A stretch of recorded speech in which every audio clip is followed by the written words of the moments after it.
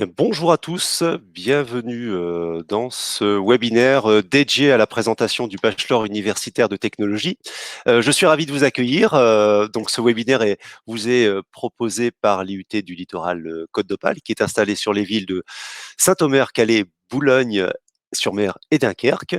Aujourd'hui, on va parler spécialement donc d'une formation qui est dispensée sur le site Capécure de Boulogne-sur-Mer. C'est le bachelor universitaire de technologie lié à la biologie, génie biologique. Alors pour en parler aujourd'hui, eh bien j'ai invité des professeurs, des professionnels et également des étudiants pour vous décrire à la fois les métiers liés à la biologie, si vous êtes en recherche de parcours de formation, ou en recherche d'orientation, mais également pour vous préciser ce qui vous attend dans la réforme à venir du DUT. Vous savez que le DUT laisse la place à la rentrée pour permettre aux bachelors universitaires de technologie de se présenter à partir de septembre 2021. Donc, si vous avez besoin de vous informer sur cette réforme, je vous renvoie sur l'un des webinaires que nous avons déjà organisés et qui est toujours consultable à la demande sur notre site web www.iut-littoral.fr.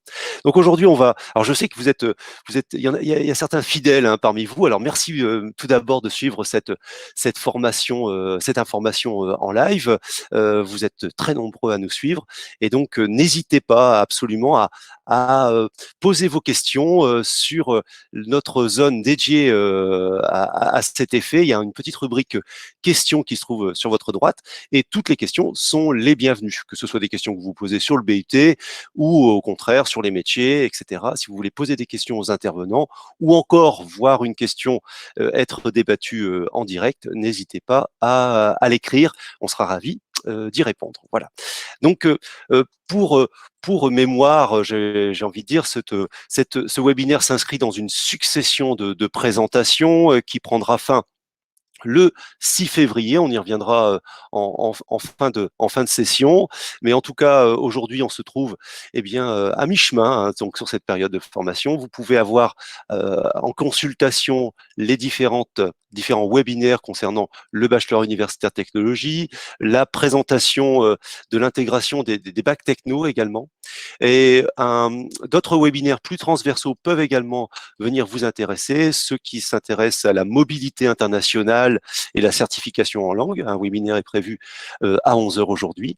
Et également au niveau de l'apprentissage, on y reviendra peut-être tout à l'heure, pour suivre cette modalité de suivi des formations. L'apprentissage sera expliqué complètement dans la mesure du possible le samedi 30 janvier à 11 heures. Voilà, donc des webinaires, d'autres rendez-vous qui peuvent vous intéresser. Le site internet est toujours le même, www.iut-littoral.fr. Le sujet d'aujourd'hui, c'est bien entendu le bachelor universitaire de technologie génie biologique, voilà, qui se trouve à Boulogne-sur-Mer. Pour en parler, je vous l'annonçais, donc des enseignants, des professionnels et des étudiants. Mais tout d'abord, Éric Tavernier, qui est chef de département, va pouvoir me rejoindre sur scène pour commencer cette présentation. Voilà. Alors, avec le petit décalage pour activer la caméra. Voilà. Bonjour Éric, vous allez bien? Bonjour, bonjour tout le monde. Voilà. Alors, bonjour Eric. Alors, je vous présentais comme chef de département bio. Voilà. Bon, pour les lycéens, chef de département, ça peut être peut-être mal compris, mais on parle bien d'un département de formation. Oui, oui, oui. Et en fait, j'ai la double casquette, même si ça se voit pas à l'écran, Oui. puisque les chefs de département dans les IUT, en fait, sont des enseignants, Mhm. font partie de l'équipe d'enseignants de la formation. Oui. Donc, Donc, vous êtes maître de conférence en biologie. Je suis peut-être pas assez précis sur le domaine d'activité. Donc, biochimie. Biochimie, très bien. Alors, c'est des domaines dans lesquels vous enseignez, mais à la fois vous gérez la formation. L'idée aujourd'hui, c'est de présenter une formation qui va démarrer en septembre. Aujourd'hui, la réflexion autour de cette réforme est presque aboutie. L'idée, c'est de présenter à la fois ce qui va attendre les lycéens à la rentrée, mais aussi de parler de métiers, hein, et on le fera avec nos vacataires. Alors, Mm. euh, aujourd'hui, la préoccupation, j'ai envie de dire première, des lycéens qui nous écoutent, ça peut être de renseigner eh bien, le site Parcoursup, hein, qui nous permet de choisir les étudiants. Alors, est-ce qu'on peut en parler peut-être rapidement? Qu'est-ce qui se cache derrière la logistique de sélection des dossiers? C'est quoi l'envers du décor, ce que les étudiants ne voient pas? Qu'est-ce qui se passe une fois que l'étudiant a validé ses vœux sur Parcoursup? Alors, il n'y a pas vraiment de boîte noire, tout ceci est assez transparent. Donc déjà, comme le BUT génie biologique est une formation technologique, Ouais, scientifique, ça va s'adresser quand même à des bacheliers qui ont un parcours, des prérequis déjà plutôt scientifiques. Donc généralement, euh, ça s'adresse à des bacs généraux d'accord. qui auraient plutôt choisi des spécialités scientifiques, je vais en reparler, Oui, et puis bien entendu des bacs technologiques, puisque 35 à 40% des places disponibles sont réservées au bac technologique, et donc pour génie biologique, les filières qui sont recommandées sont STL et STAV, quelle que soit l'option durant la terminale. alors ça veut dire que là c'est très clair. Si on n'est pas dans donc dans ces filières-là, la porte ne s'ouvre pas pour la formation. Non, disons que tous les dossiers sont examinés, mais si on est hors de bac, on va dire général et bac STL, STAV, il faut que dans le dossier ressorte une motivation ou des caractéristiques qui font que on va considérer que le candidat a des chances de succès dans notre C'est vrai. formation. Voilà. L'idée c'est de pouvoir accepter quand même des candidats qui ont le potentiel pour réussir, hein, effectivement, de ne pas mentir et de faire en sorte de privilégier quand même l'accompagnement. Mm, tout à fait. Voilà. Je vois une question Oui. qui apparaît, donc Oui. qui correspond à la thématique, donc je vais y Ouais. répondre. Alors, ça concerne peut-être les parcours Voilà. de formation. On y reviendra peut-être tout à l'heure si vous voulez bien, Ah, ok. Eric Tavernier. D'accord. C'est l'objet voilà, d'une diapositive qui va venir, hein. Donc, Ok. merci à Edouard d'avoir posé sa question. On y revient tout de suite dans quelques instants. Quand on parle des dossiers, ils sont étudiés. Oui. On regarde bien entendu les moyennes. Est-ce qu'il y a des matières qui sont particulièrement visées, qui attirent qui sont vos points de vigilance, qui attirent votre attention quand vous choisissez, sélectionnez les candidats? Est-ce qu'il y a des matières particulières? Oui. Bah, disons que bah, pour expliquer un petit peu l'algorithme entre guillemets qu'on utilise au départ pour bien expliquer aux étudiants. Ouais. Donc avec Parcoursup, on a à partir du moment où on a les bulletins de notes des 3 trimestres de première, des 2 trimestres de terminale, plus les bacs, enfin les notes de bac de français, etc. On va donc, par un calcul tout à fait transparent, en tenant compte notamment donc forcément des matières scientifiques Mhm. qui vont être plus coefficientées, donc maths, SVT, physique, chimie pour les bacs généraux. D'accord. Pour les bacs techno, ça sera biochimie, microbiologie, etc. Leur spécialité. Donc à partir de tout ça, ça nous permet de calculer une moyenne qui donne l'ordre un premier ordre de classement des dossiers de candidature. Oui. Et à partir de ça, tous les dossiers sont examiner, et on a la capacité donc de moduler cette note, donc de moduler le classement en tenant compte notamment des appréciations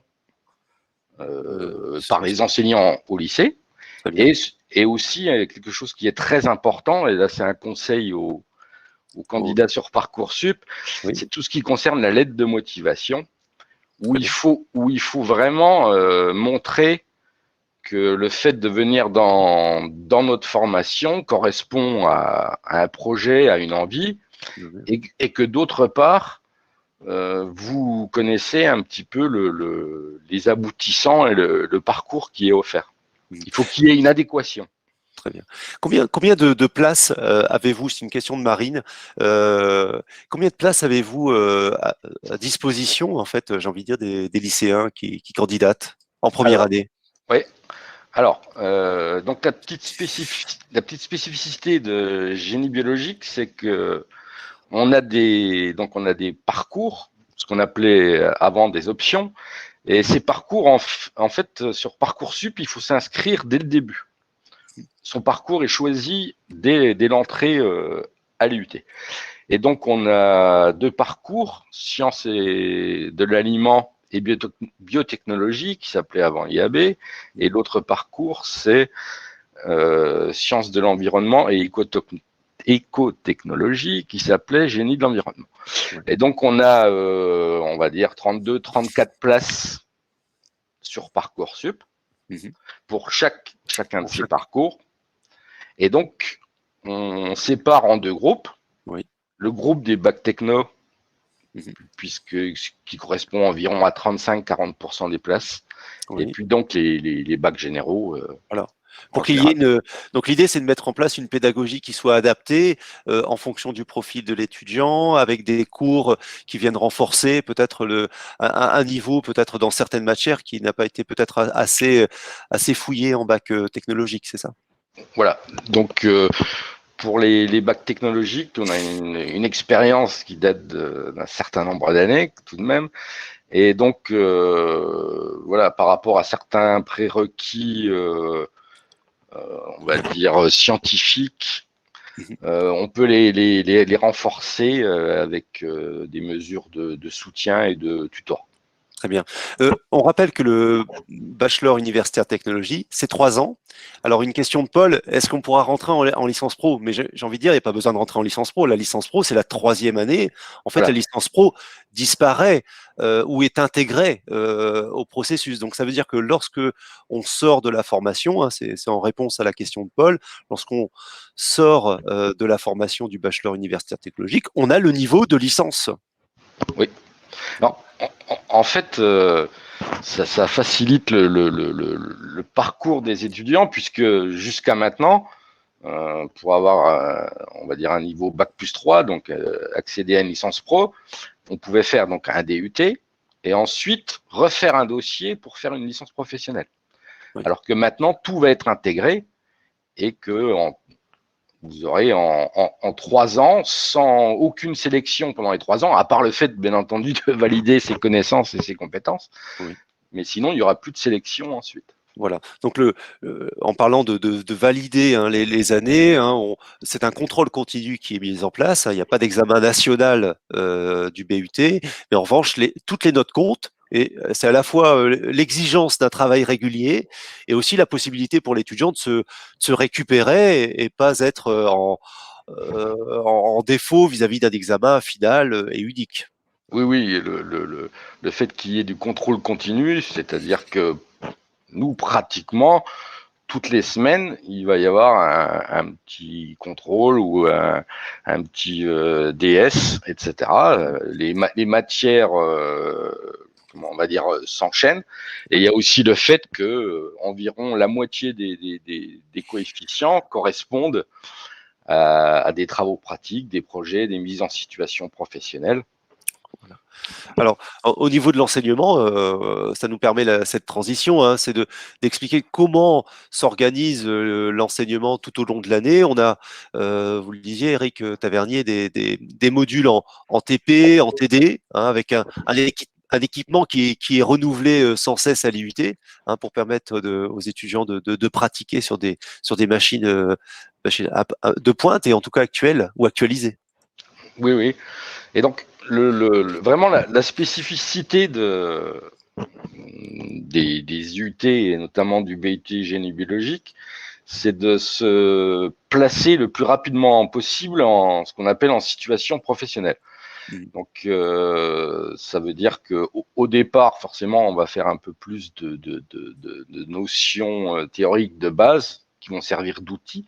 Et très rapidement, on va se mettre en situation professionnelle. Donc, d'une part, dans tout ce qui va être travaux pratiques, projets. D'autre part, par le fait qu'il y ait l'intervention de ce qu'on appelle des vacataires professionnels, les deux collègues qui sont d'ailleurs des anciens étudiants de l'IUT. On va accueillir juste après, oui, effectivement. Voilà. Et donc, l'autre élément important, c'est que les programmes sont élaborés en lien avec les branches professionnelles. Voilà. Et donc, en fait, tout ce qui est enseigné, les compétences que l'on souhaite développer, sont celles qui sont cherchées par le secteur, les secteurs industriels, professionnels, qui vont recruter ensuite. Absolument. Alors, une question par rapport à l'entrée dans le BUT. Est-ce que une candidate, une question de Margot, est-ce que si on a un bac ST2S, est-ce que on a des chances d'être recruté en fonction du dossier? Bien entendu, tout est relatif. Oui, alors, c'est très régulier. Avant, ça s'appelait SM2S.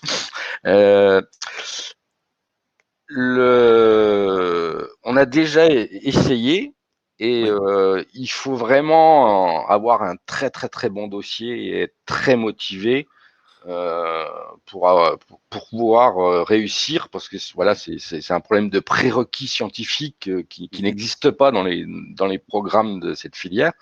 Mais tous les ans, on essaye de recruter Et de donner la chance. Oui. Donc, mais faut un bon dossier, quoi. Faut vraiment.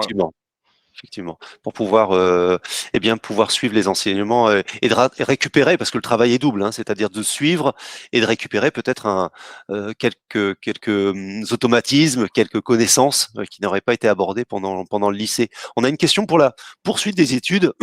On a parlé des licences qui étaient intégrées au BUT, mais au niveau master, toujours la possibilité de poursuivre ses études. Oui.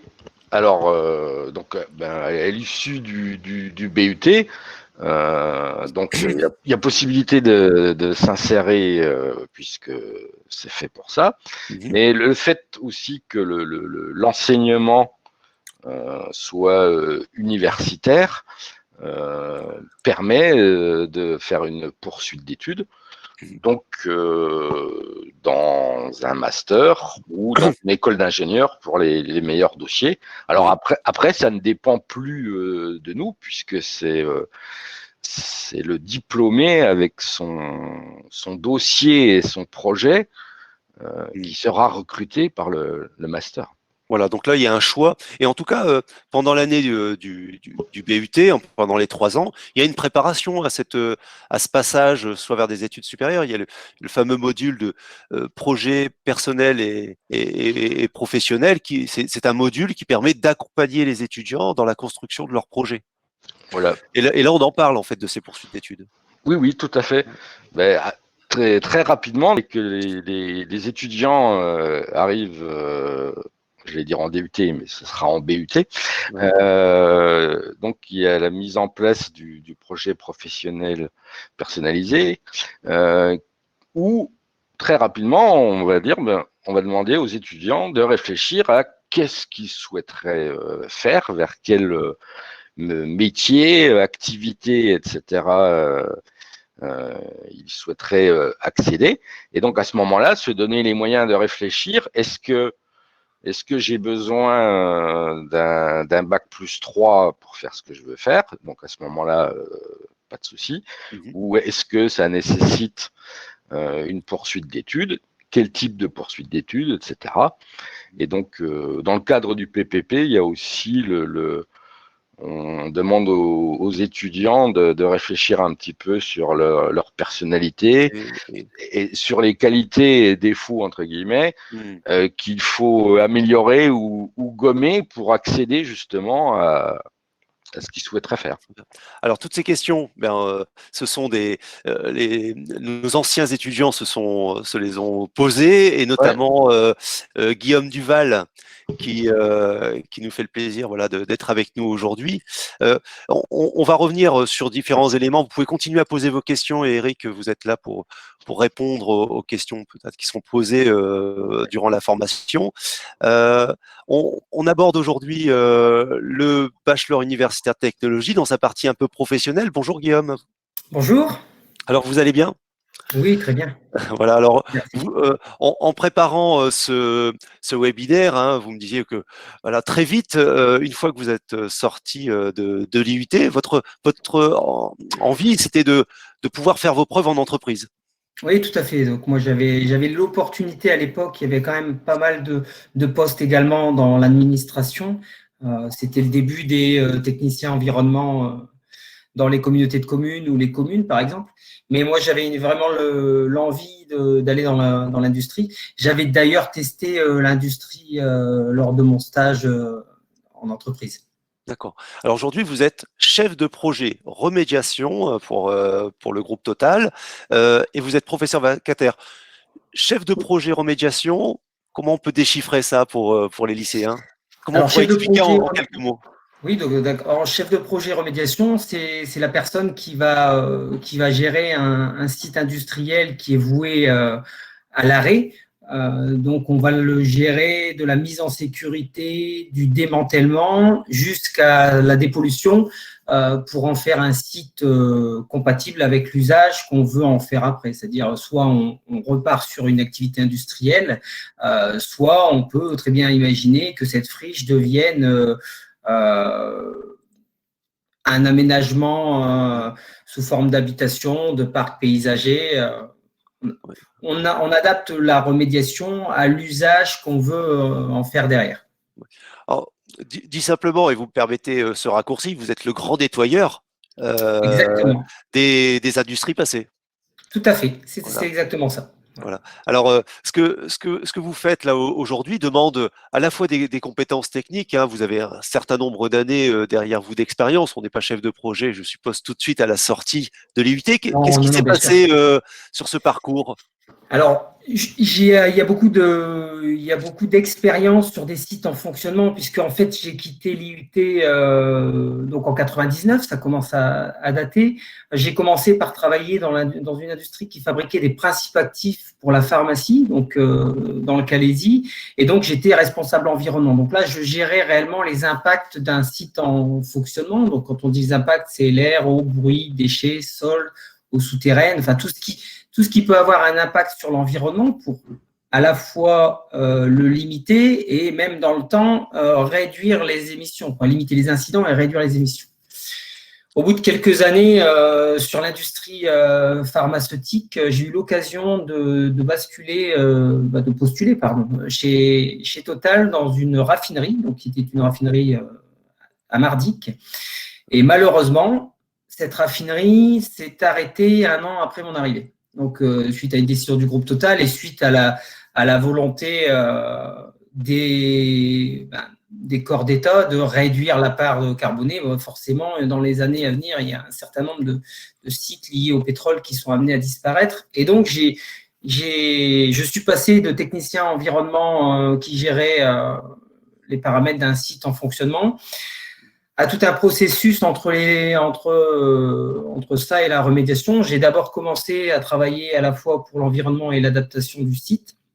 L'adaptation du site parce qu'en Total n'a pas fermé cette raffinerie, mais l'a transformée en un dépôt pétrolier. Oui. Et puis, après l'adaptation du site, j'ai travaillé sur la remédiation, puisque le démantèlement a été fait. Et donc là, on a commencé à dépolluer les emprises des unités de raffinage qui étaient plus en place. Et puis, ça m'a passionné. Et donc, l'année dernière, c'est aussi l'avantage de travailler dans l'industrie. J'ai postulé à un poste de chef de projet dans l'entité spécialisée de Total en remédiation.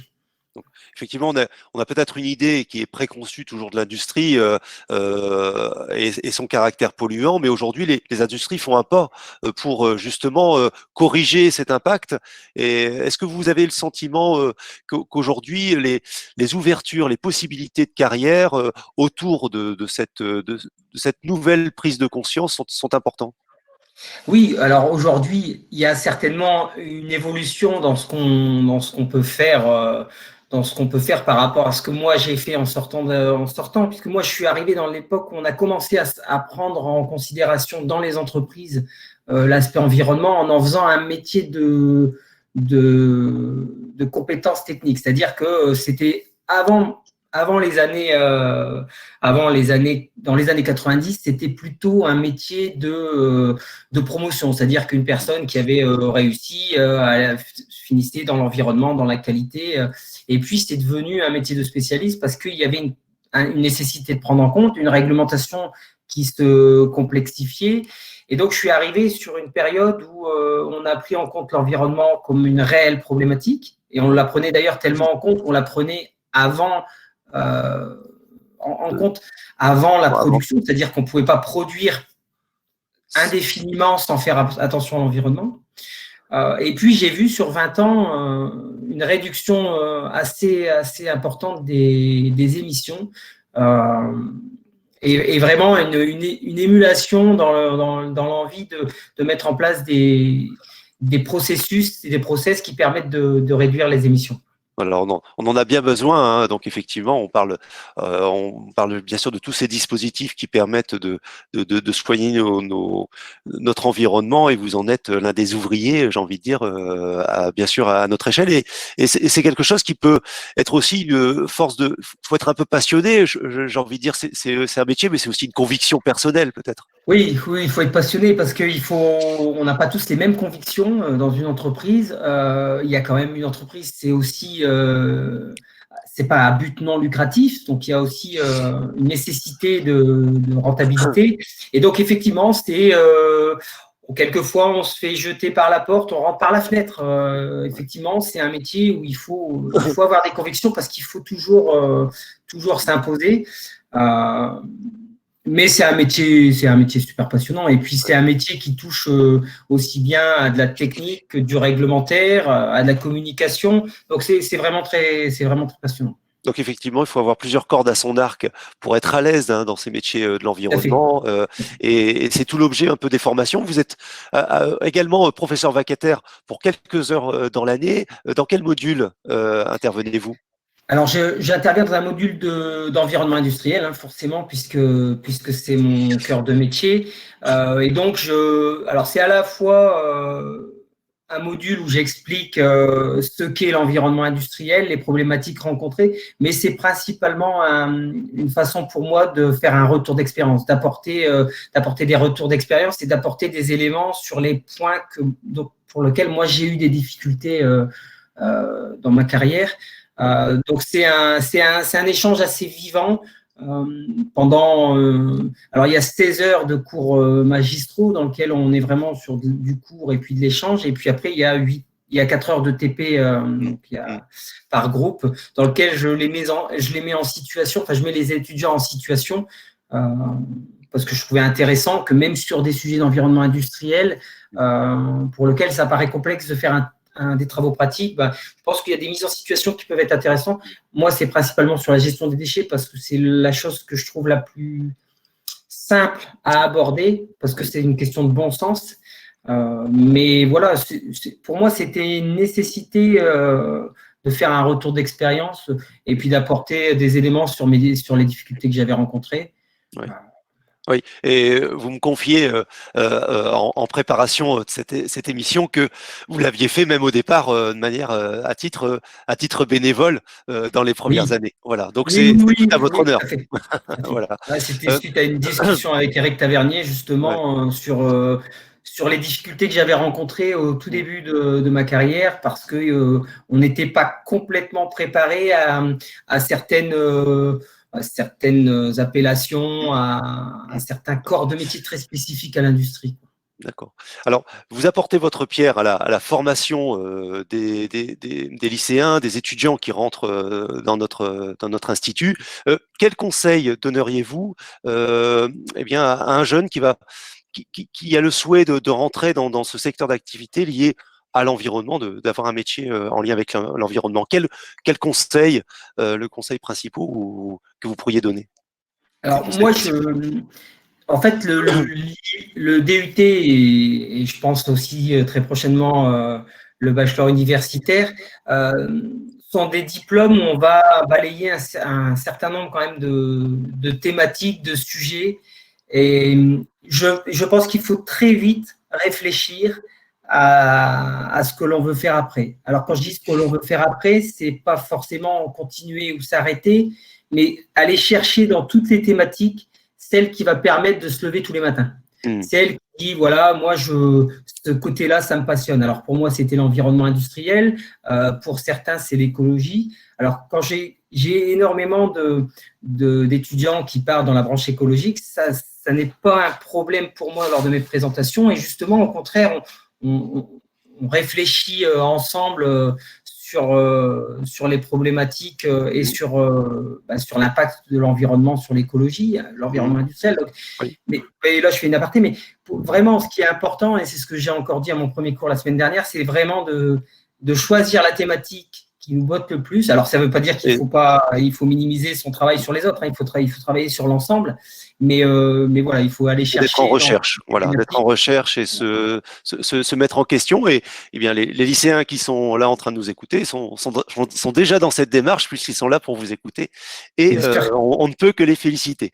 Merci Guillaume Duval pour votre témoignage. Alors, lié à ces métiers liés à l'environnement, nous allons aborder une deuxième partie de ce webinaire qui permet de revenir, avant de donner la parole à nouveau à un vacataire professionnel. Je vais demander à Éric Tavernier de nous rejoindre quelques instants pour parler des fameux parcours. Alors, vous savez que le bachelor universitaire de technologie, si vous avez suivi déjà nos webinaires, vous savez que dans les BUT, eh bien, vous avez le choix, un peu comme vous avez au lycée, le choix à une option. Cette option, là, pour le génie biologique, est à choisir tout de suite à l'entrée du BUT, contrairement à bon nombre d'autres BUT en France. Et là, il faut choisir directement sur Parcoursup et faire son choix, Éric Tavernier. Oui. Oui. Alors, la spécificité, donc, c'est que vous ne faites pas une candidature pour venir au département génie biologique, mais vous faites une candidature par parcours. Et donc, en génie biologique, il y a 5 parcours au niveau national qui sont possibles. Et à Boulogne-sur-Mer, on en propose 2. Oui. Donc, sciences de l'aliment et biotechnologie, ce qui s'appelle encore jusqu'à cet été l'option IAB, industrie agroalimentaire et biotechnologie. Et donc, l'autre parcours, c'est sciences de l'environnement et écotechnologie, qui s'appelait génie de l'environnement. Alors, pour bien comprendre, ces 2 parcours permettent d'avoir des cours qui sont différents de la première année à la dernière année. Alors, en première année, vous aurez environ 60% de cours ensemble, en commun. Donc, sur les bases, genre maths, biochimie, physique, chimie, etc. Et puis, voilà, ça va se séparer, se spécialiser très, très rapidement. Et ensuite, en deuxième et en troisième année, il y aura quelques petites matières, on va dire, qui seront un peu mutualisées, mais ce sont vraiment 2 parcours assez différents. Assez différents. Alors, est-ce qu'on peut on a parlé des métiers de l'environnement avec Guillaume Duval. On comprend que ça s'assimile davantage au deuxième parcours, au parcours sciences de l'environnement et de l'écotechnologie. C'est bien ça? Oui. Alors, les métiers qui sont proposés ici, alors sont nombreux, mais c'est pas une liste complète, bien sûr. Non. Alors, on peut aussi présenter, on va dire, les métiers ciblés aussi par rapport au domaine. C'est-à-dire que, par exemple, pour sciences de l'aliment et biotechnologie, ça sera surtout lié à l'agroalimentaire, mais ça peut être aussi la cosmétologie, etc. Et donc, il va y avoir un gros secteur avec ce qu'on appelle l'assurance qualité, le contrôle qualité, c'est-à-dire faire des analyses, vérifier les procédés de fabrication, les produits finis, etc. Il y aura un secteur aussi fabrication, production, Oui. gérer une ligne de production, et puis un secteur aussi, on va dire, recherche-développement, donc plus dans la formulation, dans les laboratoires. Alors que pour l'option, le parcours environnement, forcément, l'environnement, c'est beaucoup plus large. Et donc, vous pouvez aussi bien évoluer dans tout ce qui va être lié à l'analyse des pollutions, que ce soit des pollutions chimiques, biologiques, dans l'air, dans l'eau, dans le sol, tout ce qui va être aussi gestion des déchets, le recyclage, la méthanisation, tout ce qui va être aussi contrôle de la qualité de l'eau, l'assainissement, être responsable d'une station d'épuration. Comme le disait Guillaume, il y a aussi le secteur industriel. Et donc, ça peut être participer aussi à l'animation de ce qu'on appelle le QHSE, qualité, hygiène, sécurité, environnement, etc. Donc, c'est beaucoup plus vaste. Et ça, là, ça va dépendre des opportunités et des choix aussi. Des choix qui vont être faits alors durant les stages, durant les projets qui seront menés, etc.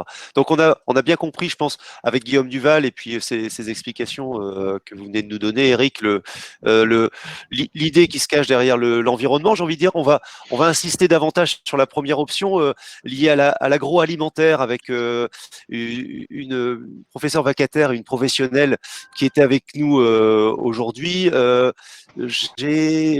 Je vais appeler sur scène Camille Edouard, qui est responsable qualité. Bonjour Camille, vous allez bien? Bonjour, ça va très bien. Voilà, alors vous êtes à la fois professionnel et professeur vacataire à l'IUT. Depuis combien de temps? À l'IUT, ça va être la 3e année cette année. D'accord. Est-ce que vous pourriez nous expliquer un peu en quoi consiste, alors pour les lycéens qui n'ont pas encore forcément mis un pied dans une industrie agroalimentaire, votre métier lié à la qualité, responsable qualité, qu'est-ce qui se cache derrière? Quelles sont les actions concrètes que vous menez au quotidien? Alors concrètement, aujourd'hui, donc, je suis responsable QHSE et laboratoire à la brasserie Trois-Monts. Alors QHSE, on rappelle les sigles? Qualité? Qualité, hygiène, sécurité et environnement. D'accord. Donc mon rôle, c'est que les produits qui sortent de mon entreprise soient bons, sains pour les consommateurs et qui respectent au mieux l'environnement et que les salariés travaillent en sécurité. D'accord. Donc ça veut dire que c'est un poste à la fois technique où vous devez faire des analyses, mais aussi monter un certain nombre d'actions pour que les processus, la production soient conformes? Oui, tout à fait. Alors, pour les analyses, j'ai une technicienne de laboratoire dans mon équipe qui réalise à peu près toutes les analyses qu'on a pu faire à l'IUT, justement, aussi bien en physico-chimie qu'en microbio. Et après, moi, je m'occupe du coup plus de la partie gestion. Si jamais il y a des non-conformités, mettre en place les actions qu'il faut. Également sur la partie sécurité, mettre en place des actions pour pas qu'il y ait d'accidents quand on constate des risques ou quand on a de nouvelles machines, par exemple. D'accord. Quelles sont les qualités pardon. Quelles sont les qualités qu'il faut, à votre avis, avoir ou développer pour évoluer dans votre secteur, dans celui de l'agroalimentaire? Dans l'agroalimentaire, alors pour la qualité, il faut être rigoureux déjà. Ouais. être carré. Et il faut aussi savoir s'affirmer parce que vous imaginez, dans la brasserie, il n'y a pas beaucoup de femmes Oui. en plus. Et donc, mon rôle à moi est de faire respecter, par exemple, les règles d'hygiène. Et donc, il faut savoir s'affirmer. C'est un rôle important parce que je suppose qu'il y a des contrôles et ça peut remettre en cause ou la production en elle-même et mettre peut-être en péril l'entreprise dans le pire des cas. Tout à fait. Si jamais on vend un produit dangereux pour les consommateurs, évidemment, on va rencontrer des soucis, que ce soit au niveau des clients qui vont faire des réclamations, mais surtout au niveau de la répression des fraudes, etc. Et donc, oui, on pourrait faire fermer une entreprise. Aujourd'hui, vous diriez que votre métier, c'est à la fois d'être dans la mise à jour de vos connaissances au niveau de la réglementation, donc il y a un peu de juridique, il y a à la fois de la technique. Qu'est-ce qui prédomine aujourd'hui? Ça s'équilibre, ça dépend vraiment des moments aussi dans l'entreprise. Par exemple, nous, cette année à la brasserie, on a changé toutes nos machines de conditionnement. Donc, forcément, j'ai fait beaucoup plus de terrain vis-à-vis de la sécurité pour bien analyser les risques et éviter qu'il y ait des accidents. D'accord. Très bien. Merci, merci Camille pour votre témoignage. On va poursuivre le webinaire avec l'occasion de parler avec les étudiants de la formation, avec tout d'abord Lucille, alors Vaslag, que je vais appeler sur scène. Alors, Wasselag, j'espère ne pas trop écorcher ton nom de famille. Bonjour Lucille, Bonjour. tu vas bien? Oui, très bien. Voilà. Au niveau de la prononciation, ça va, je suis correct? À peu près, ça va, j'ai Ah, déjà entendu. d'accord, bon, j'ai à peu près la moyenne. Alors merci d'être présente. Alors je sais que tu as un petit défaut de vidéo. Alors on n'en tiendra pas compte et on t'entend bien en tout cas. Est-ce que tu peux te présenter et expliquer quel a été ton parcours depuis le lycée, Lucille? En parlant de Parcoursup, j'imagine. Oui, et depuis Parcoursup jusqu'à aujourd'hui. D'accord. Donc, je me présente, je m'appelle Lucie Wesling. Actuellement, je suis en deuxième année de DUT Génie biologie, option industrie agroalimentaire et biologie. Donc, moi, j'ai réalisé un baccalauréat scientifique, avec la mention assez bien. Par la suite, du coup, je me suis inscrite à Parcoursup pour faire des études dans tout ce qui était le domaine de la biologie, sans vraiment Oui, savoir exactement quel domaine précis je voulais réaliser par la suite mon métier. oui, Donc, j'ai postulé à plusieurs endroits. Donc, en fonction des réponses, on m'a accepté seulement à l'IUT de Boulogne-sur-Mer. Donc, c'était pour moi vraiment une drôle d'expérience parce que je n'avais jamais été faire les portes ouvertes. d'accord. C'était vraiment la découverte quand je suis arrivée. J'ai appris du coup, ce qu'était la formation et puis, ce qui était, pourtant étonnant, mais ça me plaît énormément. C'est Mhm. vraiment un domaine que je trouve qu'on ne parle pas assez aux étudiants puisque, industrie agroalimentaire, la plupart des personnes ne savent pas réellement ce que c'est. On Ouais. croit que c'est juste, de la production, et cetera, alors qu'il y a beaucoup d'autres domaines. Oui. Donc voilà. Et pour toi, c'était un choix déjà assez fixé de travailler dans ce secteur-là. Euh, tu me disais en préparation cette émission, c'est aussi un environnement aussi familial qui fait que eh bien, tu t'es engagé dans cette voie. C'est ça. En fait, depuis que je suis petite, donc mon papa est agriculteur. Donc, j'ai toujours été dans le milieu de l'agriculture, Mhm. mais malgré tout, je voulais pas travailler dans ce domaine-là. Donc, je me suis plutôt partie, vers tout ce qui était côté social. Donc, j'avais demandé dans mes vœux de réaliser un DUT en rapport avec l'analyse microbiologique et biologique, Mhm. heu, pour, du coup, les analyses de laboratoire.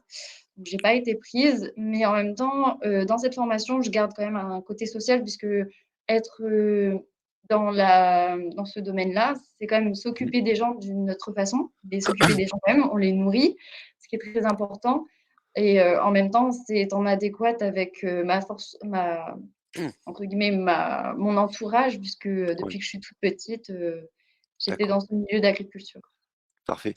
Quelles sont les matières que tu suis actuellement? Alors, on sait bien que les matières vont changer avec la réforme, mais actuellement, donc dans ton option IAB, qui correspond au premier parcours qu'on a présenté tout à l'heure, euh, quels sont les types de connaissances voilà, que tu développes à l'IUT?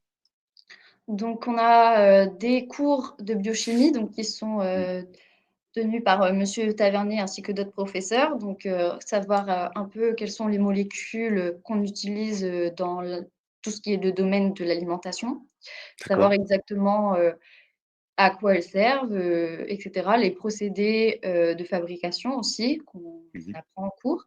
Ensuite, on a aussi un côté production. Donc, on a des cours qui s'appellent opérations unitaires. Donc, par exemple, on a brassé de la bière. On apprend à comprendre l'ensemble des procédés de machines. Donc, par exemple, les machines frigorifiques. D'accord. On a aussi tout un domaine donc, en rapport avec la qualité, donc, dont Madame Endowar nous fait le cours, ainsi que Voilà. d'autres professeurs vacataires. On les Et on salue a, d'ailleurs. oui, d'ailleurs. Et on a aussi toute une partie qui est microbiologie, donc faire attention que nos denrées alimentaires sont bien consommables et qu'il n'a aucun impact pour le consommateur en lui-même. D'accord. Donc voilà, c'est Et- principalement les grandes filières de notre option. oh, aujourd'hui, tu suis la formation en hybride, un petit peu à la maison, un petit peu à l'IUT?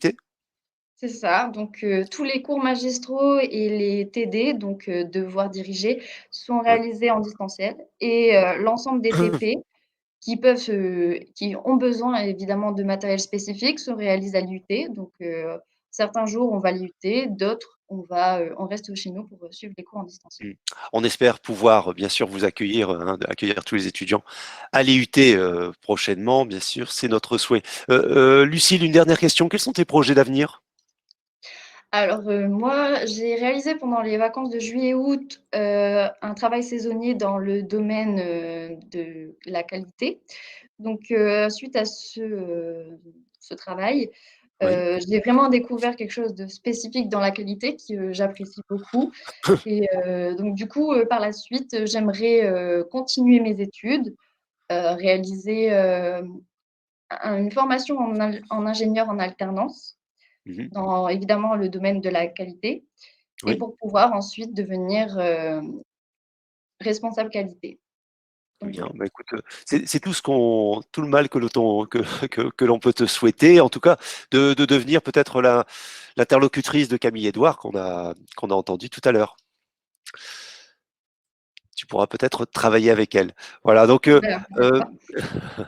voilà, merci Lucille pour ton témoignage. On va accueillir sur scène un étudiant de l'autre option, de l'option euh, donc génie environnement. Alors c'est Valentin Marins. Alors Bonjour, ça bonjour va, Bonjour Valentin, tu vas bien? ça va bien, merci. Ça va. Ben, alors merci d'être là avec nous pour témoigner. Alors toi tu représentes, alors à toi seul, toute l'autre option de l'IUT, génie environnement. Est-ce que tu peux nous présenter ton parcours tout d'abord? C'est ça, moi c'est génie de l'environnement. Donc là je suis en deuxième année de DUT. Et avant j'ai fait un bac scientifique dans l'Aisne. D'accord. Voilà, Ok. Ah oui, donc tu es en direct de la Thiérache là. c'est ça. Très bien. Alors pour ceux qui nous écoutent, hein, donc c'est petite région dans l'Aisne. Tu viens de loin pour aller faire tes études. Tu loges sur place. Quelles sont les modalités peut-être de logement sur Boulogne-sur-Mer, puisqu'il y a peut-être, je dis une bêtise, mais peut-être 3 heures qui séparent ta maison à Boulogne? C'est ça, j'ai 3 heures en voiture et en train c'est 5 heures, donc c'est pas possible de faire l'aller-retour tous les jours. Alors j'ai un appartement là-bas et vous pouvez aussi faire une demande de logement du Crous. Il y Mhm. a le Crous qui loge là-bas. D'accord. Et Pour donc se voilà. loger, c'est relativement facile sur la région. Ça va, ça va, à Boulogne, ça va. Faut Il y s'y a, prendre un peu. ouais, faut s'y prendre. Bah, moi, je m'y étais pris en juin, D'accord. après les résultats du bac, et puis ça a été. D'accord, donc faut pas trop tarder quand même. Alors, tu suis des cours liés au génie environnement. On a entendu tout à l'heure Guillaume Duval, avec qui certainement tu travailles à l'IUT dans le cadre de dans le cadre de ces TP. Est-ce que tu peux nous dire pourquoi tu as choisi toi de t'inscrire en génie biologique et dans cette option génie environnement? Qu'est-ce qui te motivait à l'époque quand tu étais lycéen et peut-être maintenant encore? Oui, maintenant, ça me motive encore. Moi, j'aimais bien tout ce qui était écologie, gestion des déchets, Mhm. développement durable aussi. D'accord. Et en me renseignant, je me suis renseigné sur Internet avec des bouquins de l'ONICEP. Oui. J'ai découvert l'IUT de Boulogne, donc Mhm. j'ai postulé donc sur Parcoursup, bien sûr. D'accord. Et ah oui, un petit mot, je tenais à dire, il y avait beaucoup de demandes, j'étais dans les 150 environ, D'accord. mais après Oui. ça décante assez vite et Ouais, il faut pas j'ai avoir été peur pris. de cette place, hein, quelquefois, C'est ça, effectivement, faut le rappeler. C'est-à-dire qu'il y a beaucoup de demandes. On peut faire des choix multiples et après se désister et tout doucement, on arrive à être éligible, hein, j'ai envie de dire, dans la liste. c'est ça, c'est ça. Ouais, très bien. Quels sont tes projets d'avenir, Valentin? Alors moi, j'aimerais bien intégrer une école d'ingénieur en environnement ou alors plus quelque chose en gestion des déchets. Mhm. Euh, donc moi, vraiment, je venais avec l'envie de travailler dans la gestion des déchets et maintenant, c'est plus dans la méthanisation. Et donc, j'aimerais faire en alternance parce que je trouve que l'alternance, c'est vraiment un plus, quoi. Déjà, le DUT, je l'ai choisi, j'ai privilégié le DUT aussi parce que ça permet une grande ouverture. On peut s'arrêter après le DUT, on peut faire une licence, on peut faire Oui, licence plus master, on peut faire ingénieur. Donc, c'est d'accord. vraiment un grand panel d'options. Mhm. Et aussi, le DUT, c'est vraiment, comme le disait un peu Lucille, on est un peu une famille, quoi. Enfin, j'abuse un peu, mais Oui, je veux dire, c'est vraiment, on c'est a des une petits groupes. classe. Oui, Voilà, c'est ça. effectivement. C'est pas, on est dans des grands amphis où on connaît pas grand monde. Là, c'est vraiment, on Ouais. connaît tout le monde. Mhm. Et C'est cette voilà. proximité hein, qui fait aussi ce que les IUT sont, c'est-à-dire on trouve un cadre d'enseignement qui est un petit peu celui du lycée avec des enseignants qui sont certes différents, hein, vous l'avez compris, il y a quelquefois des enseignants qui sont des professeurs agrégés, des maîtres de conférences qui viennent donner cours, il y a également des professionnels, c'est une particularité, mais tout ça, ça se fait dans un cadre quand même suffisamment familial pour que l'on puisse, eh bien, à notre échelle, connaître le nom des étudiants et de vous accompagner au mieux. Merci Valentin, pour ton témoignage. Pas de Ce Si, webinaire, oui, Valentin, je t'en prie. je voulais juste placer un petit mot sur la vie étudiante. Donc, Oui, si vous venez à Boulogne, il y a le bureau des étudiants et on fait pas mal de trucs. Donc, vraiment, il n'y a pas beaucoup d'étudiants à Boulogne, mais on arrive à faire une vie étudiante quand même. Voilà, juste agréable, un petit mot là-dessus. d'accord. Et Merci qui, beaucoup. et qui sera d'autant plus agréable quand on sera sorti de cette période un peu contrainte. Voilà, merci Tout à Valentin, fait. merci Pas de Valentin pour souci. ton Merci. témoignage. Voilà. Alors, ce webinaire touche à sa fin. Je vous remercie vraiment de l'avoir suivi. Vous avez été très nombreux encore à suivre le direct. Alors, un certain nombre de questions ont été posées et bien sûr, donc Éric Tavernier, que je remercie au passage, s'attelle à y répondre. Si toutefois, alors vous allez avoir encore des questions peut-être dans les semaines ou les jours à venir, vous allez recevoir à la suite de ce webinaire un livre blanc qui reprend les grandes lignes de cette présentation, notamment l'ensemble des BUT qui sont proposés par l'IUT du Littoral Côte d'Opale, mais également spécialement le BUT génie biologique. Donc, vous pouvez trouver un certain nombre de réponses et des contacts dans ce livre blanc qui vous sera envoyé. Surveillez vos emails. Et si toutefois, vous avez encore des questions hein, qui restent sans réponse, eh bien, je vous donne rendez-vous le 6 février sur la journée porte ouverte de notre université de tutelle de l'ULCO. Ça se passe en virtuel également et vous pouvez vous inscrire sur le site www.ulco.fr si vous avez également encore des questions. Voilà. Ce webinaire est terminé. Merci beaucoup de l'avoir suivi et je vous souhaite eh bien de bonnes poursuites d'études, bon choix sur Parcoursup et peut-être à bientôt à l'IUT du Littoral Côte d'Opale. Merci, merci à tous. Merci à nos professionnels, aux étudiants. Merci à Éric Tavernier du temps qu'il nous a consacré. Et encore une fois, portez-vous bien et passez une agréable journée. À très bientôt. Au revoir.